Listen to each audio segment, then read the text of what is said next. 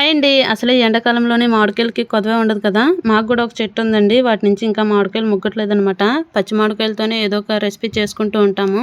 అయితే ఈరోజు ఒక పచ్చడైతే చేశానండి పచ్చి మామిడికాయతోనే. చాలా టేస్ట్‌గా ఉంటది. ముందుగా మిక్సీ జార్‌లోని పచ్చిమిర్చి, వెల్లుల్లిపాయలు, వేయించుకున్న నువ్వులు వేసుకొని బరకగా మిక్సీ పట్టుకోవాలనమాట. మీకు ఇష్టం లేకపోతే వేయించుకున్న పల్లీలు కూడా వేసుకోవచ్చు. తర్వాత పచ్చి కొబ్బరి వేసుకొని, కొంచెం కొత్తిమీర, కొన్ని వాటర్ వేసుకొని మిక్సీ పట్టుకోవాలనమాట. లోడ్ ఎక్కువైపోతదనేసి ఒక్కొక్కసారి వేస్తున్నాననమాట. అయితే తర్వాత కట్ చేసి పెట్టుకున్న పచ్చి మామిడికాయ ముక్కలు కూడా వేసేసుకొని మిక్సీ పట్టుకున్న తర్వాత కొంచెం సాల్ట్ అయితే యాడ్ చేసుకోవాలి.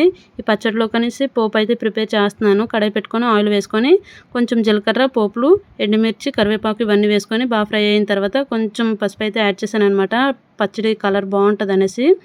ఈ పచ్చడిని కూడా వేసేసుకొని బాగా కలిపేసుకున్న తర్వాత సర్వ్ చేసుకుంటే చాలా టేస్ట్‌గా ఉంటదండి. వేడి వేడి అన్నంలోని రసం వేసుకొని ఈ పచ్చడి కాంబినేషన్‌తో తింటే చాలా బాగుంటదనమాట.